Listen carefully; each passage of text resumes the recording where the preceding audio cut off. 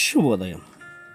Global బెథేనియా Calvary ministry తరపున ఈ ఉదయకాల సమయంలో మరొకసారి మీ అందరితో కూడా కలుసుకుని దేవుని యొక్క పరిశుద్ధమైన మాటలు ధ్యానించుటకును దేవుడు నాకు ఇచ్చిన మధురమైన అవకాశమును బట్టి నేను దేవునికి ప్రత్యేకమైన వందనాలు తెలియజేసుకుంటూ ఉన్నాను. చాలా సంతోషం. ఈరోజు కూడా పరిశుద్ధమైన వేద గ్రంథంలో నుండి మరి ఒక చక్కటి మాటను చదువుకుందాం. కీర్తనల గ్రంథము 50వ అధ్యాయము 17వ వచనాన్ని నేను చదువుతున్నాను. దయచేసి గమనించండి. కీర్తనల గ్రంథము 50వ అధ్యాయము 17వ వచనము. దిద్దుబాటు నీకు అసహ్యము కాదా? నీవు నా మాటలు నీ వెనుకకు త్రోసివేసేదవు. దేవునికి స్తోత్రం. దేవుని యొక్క వాక్యము చాలా పవిత్రమైనటువంటిది. అది దేవుడు మనతో మాట్లాడిన దానితో సమానం.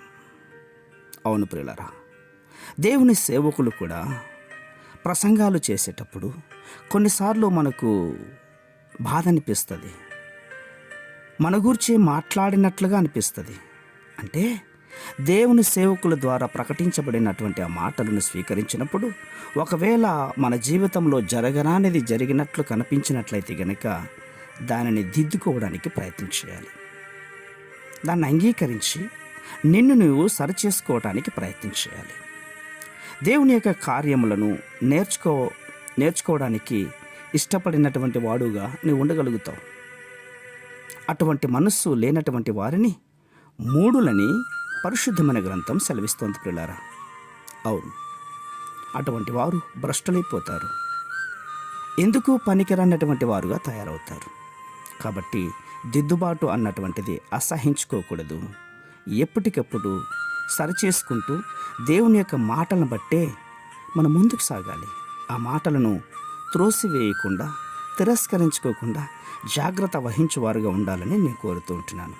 కాబట్టి మనందరి జీవితాలలో దేవునికి ఇష్టలైనటువంటి వారుగా ఉన్నందున, దేవుని యొక్క పనిలో సాధనములై ఉంటున్నందున దేవుని యొక్క మనసు కలిగిన వారమై ఉండాలి.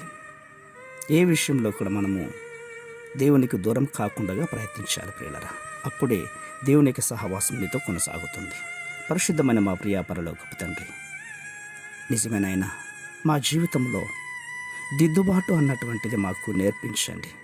ఈ మాటలు వింటున్న వారందరూ కూడా ప్రభువా దిద్దుబాటు కలిగిన వారమై, నీ మాటలను స్వీకరించగలిగిన వారమై, నీ మాటలు తిరస్కరించుకోకుండా వాటిని అంగీకరించి వాటి ప్రకారంగా జీవించే గొప్ప మనస్సును మీరు దయచేస్తున్నందుకే స్తోత్రాలు అర్పించుకుంటూ చిన్న ప్రార్థనను మా రక్షకుడిని యేసయ్య నంబట అడిగి వేడుకను పొందుతున్నాం మా తండ్రి. ఆమేన్, ఆమేన్, ఆమేన్.